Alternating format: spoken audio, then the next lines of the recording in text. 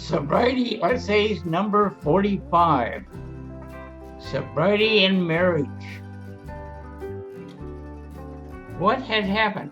I could not figure out how everything in our lives had changed. It had been a good marriage, and it had turned bad. It was almost a storybook marriage, and now I was sitting in the living room, drinking myself into a stupor and wondering where and why it had deteriorated. I know what it is like to become a failure as a husband. I know what it is like to have destroyed the love and trust of a good marriage. On April 19th, 1984, I had that moment of clarity. At that precise moment, I didn't care about the wife anymore. I didn't care about the material things anymore. I didn't care about my job anymore. At that moment, I knew without no doubt whatsoever that if I took one more drink, I would die. It would not be swift. It would be that slow downhill slide into emptiness. I did not come into Alcoholics Anonymous with a desire to stop drinking. I came into AA with a strong desire to keep breathing. Staying sober became the single most important thing in my life. It was absolutely essential to stop the pain. I was so afraid that I would do whatever I was told to do. It didn't matter whether I was told to put the chairs away after a meeting or clean the coffee pot. I was told to get a sponsor, and I did that quickly. We started on the steps. I was in such a fog that I don't even remember what I did for steps 1, 2, and 3 the first time through. I was told to go to 90 meetings in 90 days, and I was just dumb enough to believe that that meant to go to one meeting each day for 90 days. I didn't figure out that you could go to 3 meetings a day, and in 30 days you'd have your 90 meetings in, and you could quit for 2 months. I saw people do that, but they did not stay sober. Just because I got sober didn't mean that the marriage got better. It didn't. I often shared that God had a plan. The marriage was so bad that at the end of 90 meetings in 90 days, I continued to go to a meeting every day. It was immeasurably more comfortable to be in a meeting of AA than at home with her. Meeting attendance continued every day for the first year on the program. The one thing that my wife would do with me was to attend Saturday night speaker meeting panels. She heard the Serenity Prayer for the very first time, and she liked it and hung on to it. My wife also had a friend who was an active member of AA. This lady suggested that my wife should wait for 1 year before divorcing me, that maybe, just maybe, something would change. Yet the anger was still there and the fighting continued. On the day before Thanksgiving, we had another fight. She informed me that she had enough and that we were going to get a divorce. Thanksgiving Day, we were invited to have dinner with some friends. The host met us at the door at noon with a drink in his hand, and I can tell that he had had several already. His wife was nagging him the way my wife would nag me. After an early dinner, we started to play a little poker game. This guy could not remember what game we were playing and couldn't decide on how much to bet. It was driving me crazy, for all I could see in him was me. Finally, I told my wife I couldn't take it anymore.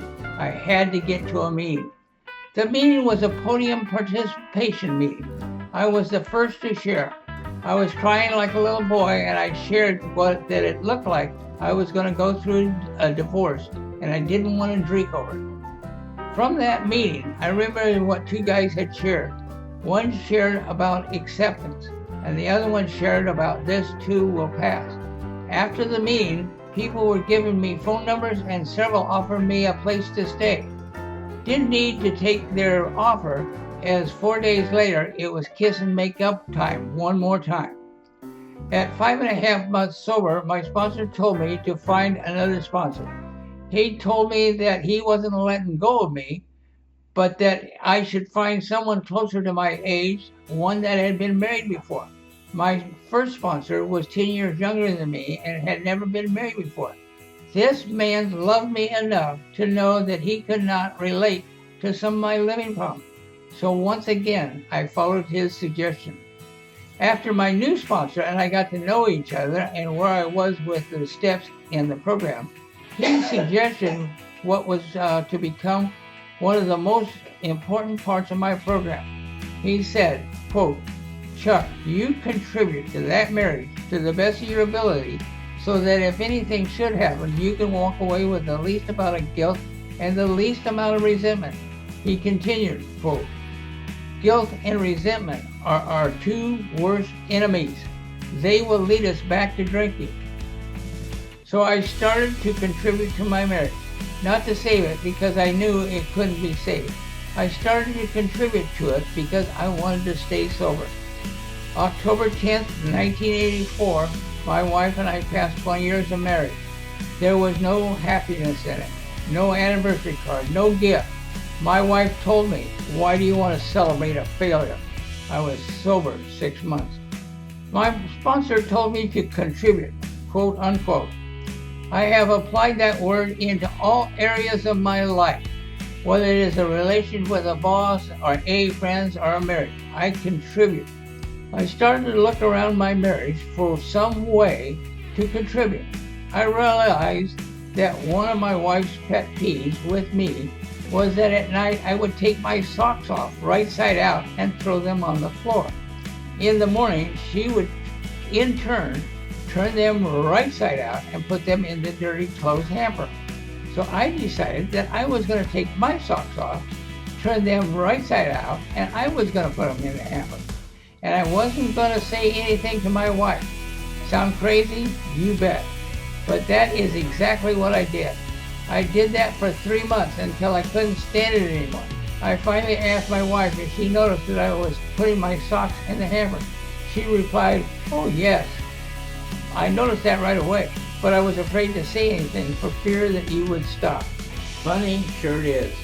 From the socks, I started to pick up after me. I hung up my clothes. I started to help with the vacuuming. I cleaned windows. I knew the marriage was not going to work, but I wanted to stay sober more than anything. From helping around the house, I started to take responsibility in other areas of my life. It was at that moment I realized I was taking responsibility for my actions, that I knew exactly what had been separating the man from the boy. At 9 months sober, I had 2 attitude changes. I like to say that I had 2 spiritual awakenings. I was driving home from a Wednesday night beginners meeting when a thought began to go through my mind. Tomorrow is none of my business. Tomorrow belongs to God. I turned my tomorrows over to the care of God. I quit worrying about tomorrow. That action prevails today most of the time. There is a lot of freedom from fear by living in today. The second happened 2 weeks later, driving home from that same beginners meeting. A thought went through my head that my marriage was either going to work or it wasn't going to work, and that it was God's business. I turned that marriage over to the care of God. I simply quit worrying about my marriage. I discovered later that I was applying the 3rd step to everyday living problems. When I was 11 months sober, my wife got extremely angry with me. It appeared that she was jealous of my friends that I had made, and she was angry at her loss of control over me. She said some terrible things to me, and I knew that I would eventually feel depressed over what she had said. The only solution I knew was to not drink and go to a meeting. I knew that a problem shared was half a problem. I drove to my Sunday night meeting 3 hours earlier. I sat drinking coffee in the parking lot, waiting for the meeting to open.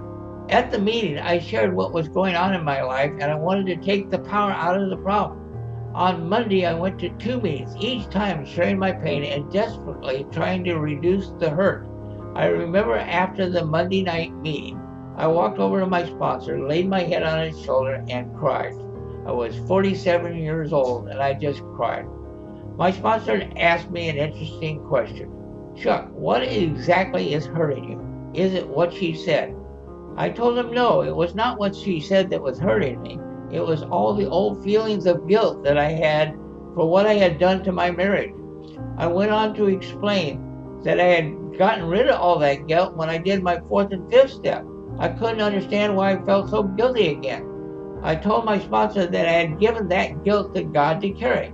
My sponsor gave me a hug and let me know that all I had done was take the guilt back. I was so naive that I didn't realize that you could give this to God and then take it back. And that scared me, for I had given my drinking problem to God, and I didn't want to take that back. I really learned to live one day at a time for the next 3 days. I learned how to live 1 hour at a time. A friend told me how to live one day at a time. He told me to do whatever is directly in front of me at the moment. Sitting at my desk, I would look at my watch and I say, I will sit here and do for 1 hour, just do my job. At the end of 1 hour, I will make the next decision. I did that 1 hour at a time until lunch, and then I went to a meeting. I worked 1 hour at a time for the rest of the day, doing only what was directly in front of me. By Wednesday, the depression and guilt were gone. I got up Thursday morning and the marriage just changed. I can't tell you why I knew. I only knew that on Wednesday it wasn't working and Thursday it was.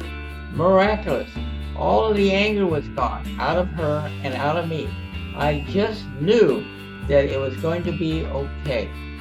On October the 10th, 1985, with 1 year and 6 months, my wife presented me with an anniversary card.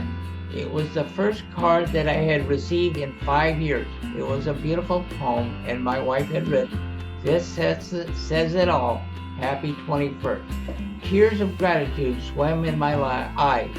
One evening, a year later, as we were riding home from a panel speaker meeting, my wife said to me, the foundation on which our marriage lasted as long as it was supposed to last, and then we went out and built a new one." What a beautiful thing to say.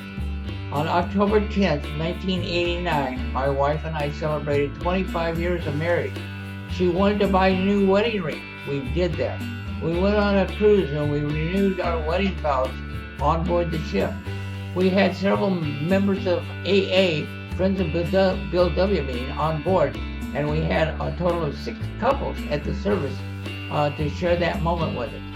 Now, I don't believe in coincidences, but on that very day, I celebrated 2,000 days without a drink. All miracles. Last year, my wife and I celebrated 41 years of marriage. I always like to describe us as a couple of God's kids having fun. We're both retired now, and we spend a lot of time together. I sometimes wake up in the middle of the night and find that we are holding hands or touching feet. Sometimes I feel overwhelmed with gratitude. Through the program of AA and the 12 steps, I found out who my wife was and who she was not. She was my wife, my best friend, and my lover. She is not my higher power, and she is not my mother. To close out this happy story, I will say this. My wife and I were driving home the other night, and out of the clear blue sky, she said to me, "Chuck, you're the man I want to grow old with." As my sponsor says, it just doesn't get any better than this. He might be wrong. Every time I think it can't get better, it gets better. Chuck H.